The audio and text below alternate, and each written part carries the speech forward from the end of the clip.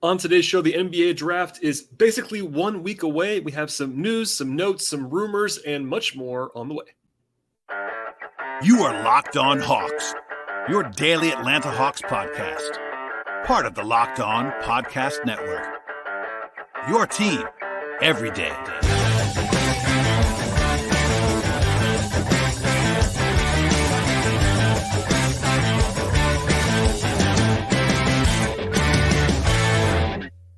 Hello, friends. Welcome to episode 1495 of Locked On Hawks podcast. I am your host, Brad Rowland, coming to you on a Wednesday evening. And today's show is brought to you by the good folks at the Gametime app. Create an account, use the promo code LOCKEDONNBA for $20 off your first purchase. Last minute tickets, lowest price guaranteed with Gametime. And also at the top of the podcast, I should tell you to make us your first listen each and every day here at Locked On Hawks. Please tell a friend about the podcast as well. And check us out anywhere you get your podcasts, places like Spotify, Apple, YouTube, etc. And I do appreciate you joining me on what is basically a bonus episode of the podcast. I've had lots and lots of content in the last few days. In fact, this is going to be the 6th episode of the week already, and it's Wednesday night. So lots of stuff to get to. A little bit shorter episode, just me today with some news, some I would say rumors, almost rumors anyway, and then also a mailbag question at the end of the podcast with having to do with the luxury tax. But the NBA draft is about a week away. And things are ramping up. We've already started to get some rumors beyond the Hawks, of course, more NBA-centric now that the finals are over. The dam has not quite broken just yet, but it's getting there. There was a trade during the finals, all that fun stuff. So we're getting closer. I have more guests lined up. I have one more player capsule to drop in the next couple of days with Glenn and I talking about DeJounte Murray. And by the way, if you missed any of those, they are very much available and very much still relevant in your podcast feeds. Glenn Willis has been giving me a lot of time in recent days talking about basically everyone on the Hawks roster, from Jalen Johnson, AJ Griffin at the bottom when it comes to young guys, to Saddiq Bey, to Bogdanovich, to Capela, to John Collins, DeAndre Hunter, etc. All over the place. We still had DeJounte and Trey to go, but lots of content there and also pre-draft content. In fact, I had a 2-part episode drop on Tuesday evening into Wednesday with Zach Milner, who's a fantastic NBA draft analyst. We had Richard Stayman on the podcast last week, Ben Pfeiffer the week before that. Lots and lots of draft content and more to come on that as well. But with that preamble out of the way on this bonus episode, some news happened today. It kind of inspired this extra episode of the podcast, and that was because the Hawks finally announced the coaching staff formally and officially on Wednesday. Quinn Snyder was quoted talking about how he wanted diversity of experience and expertise, each person bringing something different and unique to the table, and that's definitely a good idea, I think, in my mind. I think it's not. It's pretty obvious to me that everyone has kind of a tie to Quinn on some level, at least most of the staff does. They announced 9 assistant coaches. That's a lot. I got a question about this. It's not terribly unusual, but I will just say this. The Hawks did not differentiate between who was going to be on the bench and behind the bench, but a lot of these assistants will be behind the bench assistants. So there's no cap on this. They can have as many as they want to, but only 3 or 4 will actually be on the bench every single game. The lead guy is going to be Igor Kokoskov. That's been reported widely. He's a former head coach in the league, et cetera, but a pretty interesting staff here. That was been reported already. Also, Antonio Lang was reported already. Mike Bray, the former Notre Dame coach, was reported already. Also, Brittany Donaldson. That's always been those have all been discussed in the last couple of days and weeks. The new additions that were at least not full on confirmed, and maybe I haven't talked about a lot on the podcast. Brian Bailey coming over from Utah. He was there for the last 4 years. Steve Cly, also on the staff, is with Quinn for about 6 or 7 years in Utah, starting player development and video, going up from there. Sam J. Lumpkin, also with the Jazz in player development. He actually played in the G League, including with College Park, so some local ties there. Ekpe Udoh is a personal favorite of mine. He was the number 6 pick in the draft in 2010. Just actually retired from playing. Basically, this is going to be his first coaching job anywhere. He played for Quinn in Utah. That's an important distinction there. Also, he is extremely well regarded around the league. I know I've talked to him a few times. Definitely a very interesting guy. Also, I have to note this. He began his college career at Michigan before transferring to Baylor, so obviously a place in my heart there, but a first-time coach, but certainly a very familiar name to those of you who've been following the NBA for quite a while. And finally, Jeff Watkinson, once actually on the Hawks staff a few years ago in strength and conditioning, and then he's back with the Hawks after 7 years in Utah. Also announced a couple of player development hires and video coordinator hires. More wins of the AJC report. There's only 2 people staying on from the previous staff, and they're both sort of the lower level staffers, video kind of thing. So it's almost a total overhaul. And that's not a huge surprise. Obviously we talked about Joe Prunty taking an assistant job elsewhere. This is what happens when a changeover happens. It doesn't mean anything negative about the previous staff. It's just that Quinn wanted to bring his own guys in. And in this case, Brittany Donaldson as well. And no surprises there at all, really. I mean, obviously we don't know who it was going to be, but everyone on the staff basically having ties to Quinn, or at least most of them. Not a huge surprise there. Some bigger names, and Kokoskov and Antonio Lang and Mike Bray, but some lifers as well. And Quinn seems to be pretty upbeat. Lauren actually reported a story talking to Quinn specifically about that today. I recommend reading that as well, and we'll leave it there for now. A little bit of rumor stuff as well. I will stress that we're not quite to rumor territory on this particular topic, but I got asked a few times about some stuff that Kelly Iko of The Athletic said, either said or wrote, I should say, about Clint Capela in the last couple of days. Kelly covers the Rockets and does so very well out in Houston.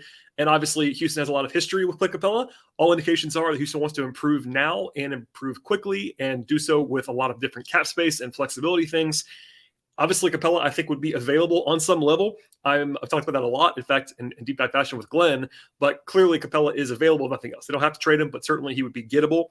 In a mailbag earlier in June, Kelly was spitballing on a fake trade of KJ Martin and the number 20 overall pick for Capela, which honestly is not a bad deal for the Hawks. I think I something that I actually would kind of like if they were to go ahead and decide to move on from Clint. That'd be a good way to go ahead and do that. Number one, Martin is cheap, also very talented, and still pretty young.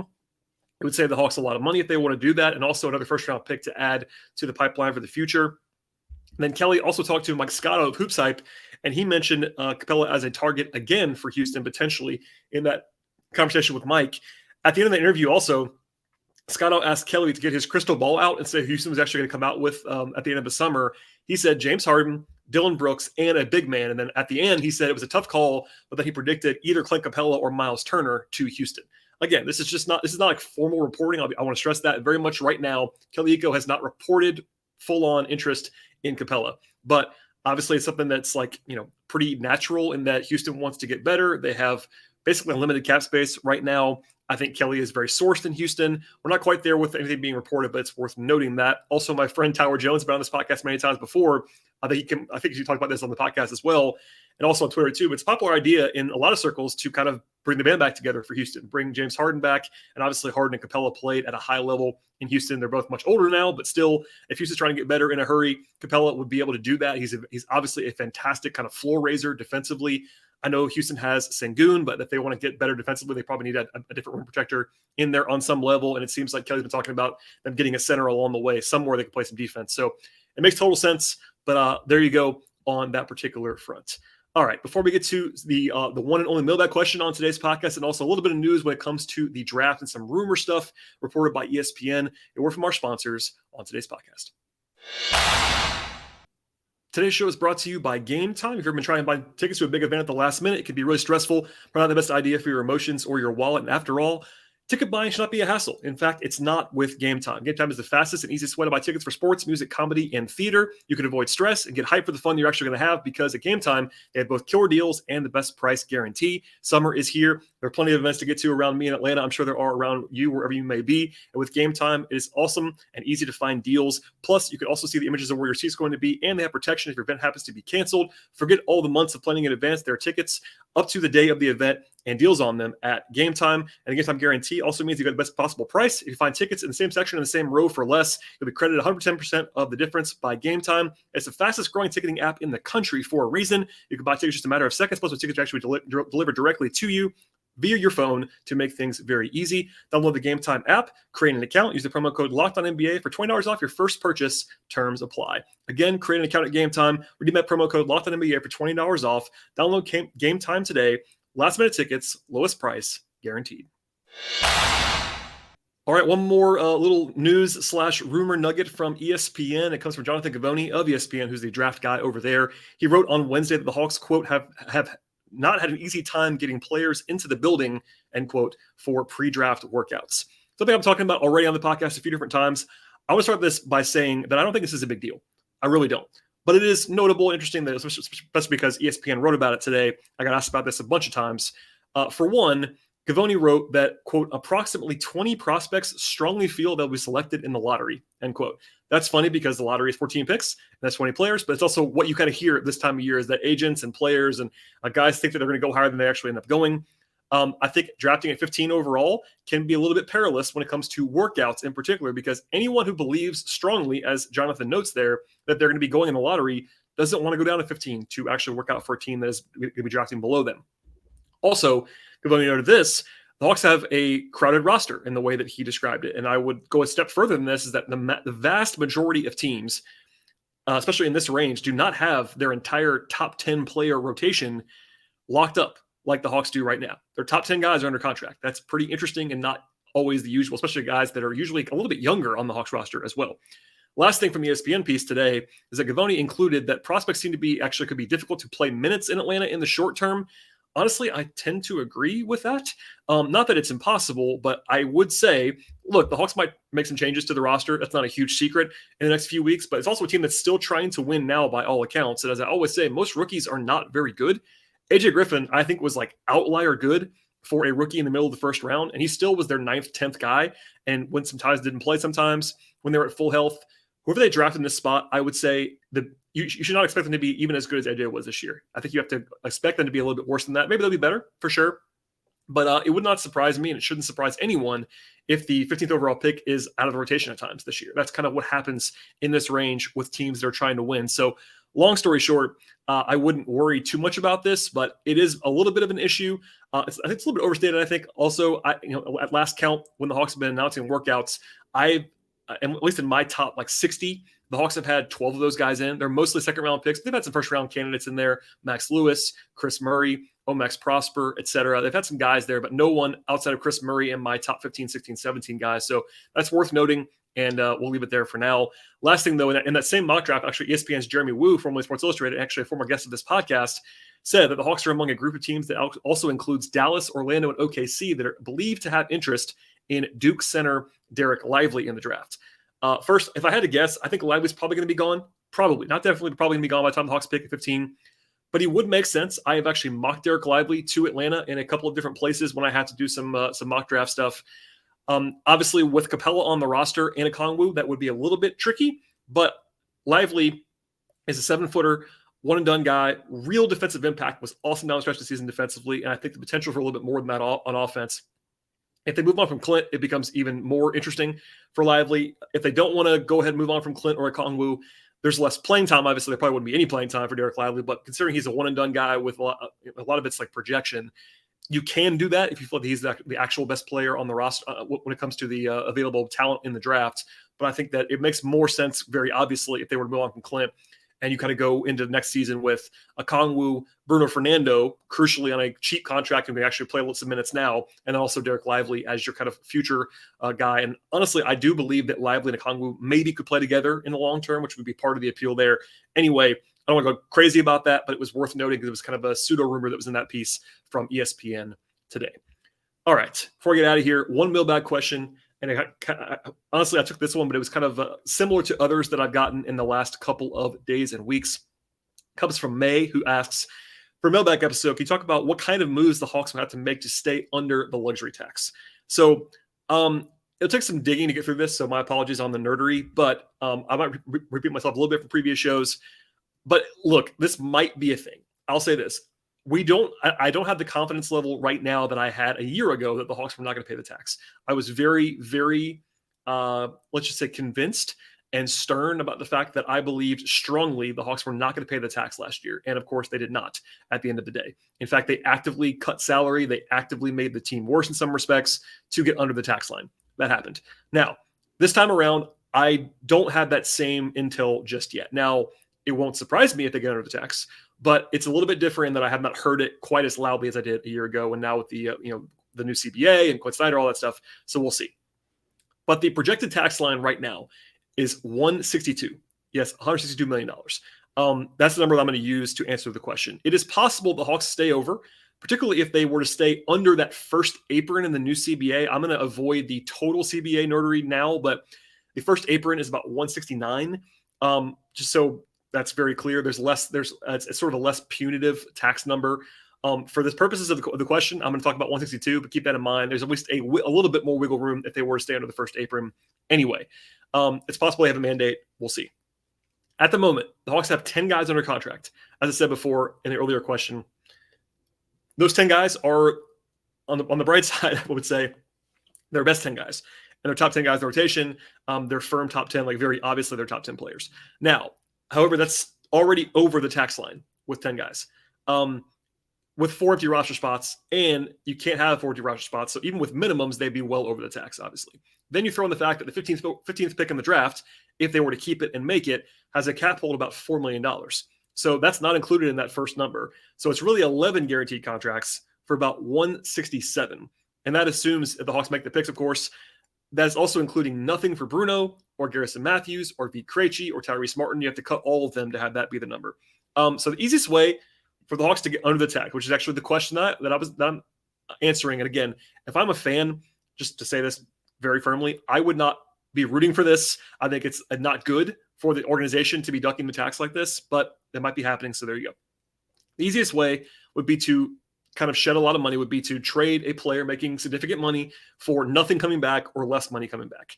So there's a lot of teams with cap space, maybe not a lot, a handful of teams with cap space that could take on players like Capela or Collins or Hunter or even Bogey in September without sending any money back if they wanted to. Under the new CBA, also, there is a salary floor that is more strictly enforced. So teams like, let's say Houston, going back to the earlier conversation, they have to spend this money.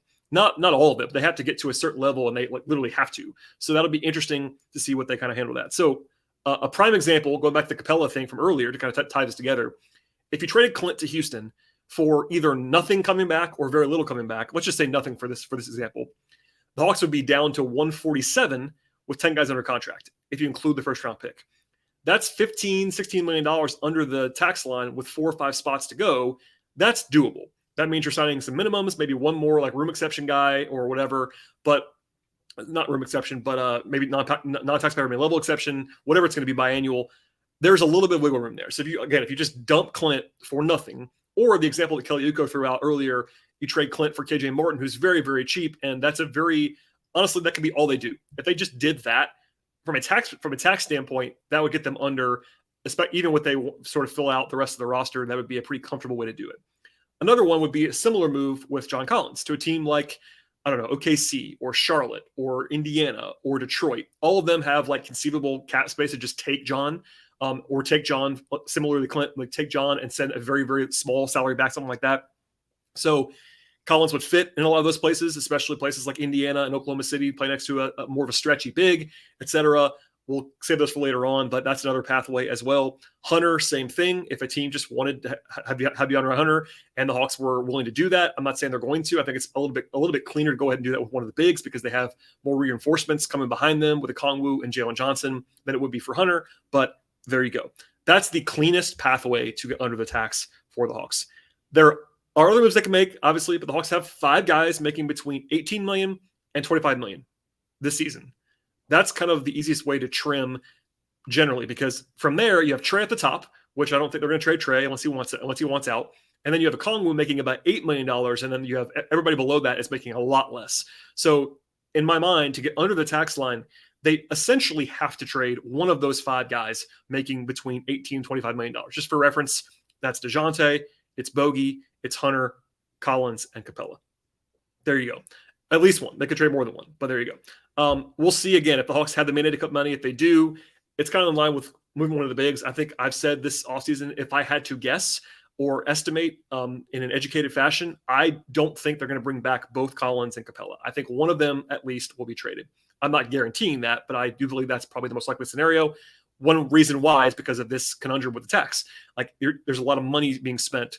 And when you throw in the Okongwu domino and want him to play more often, et cetera, there you go. Also, extensions for Bay or Okongwu would not impact the tax for this year at all. Those deals will not impact that. It starts the following year. So long story short, one more thing to note, by the way, Bogey could be another one if they were to try to dump some salary, but he can't be traded until September under the new agreement that they made the extension there. They could probably agree to a deal in July or August and just like kind of hold tight. The league probably wouldn't love that, but they probably could do it. And then you couldn't complete it until September, but keep that in mind as well. He makes a little bit less than Capela or Collins too, so a little bit less space.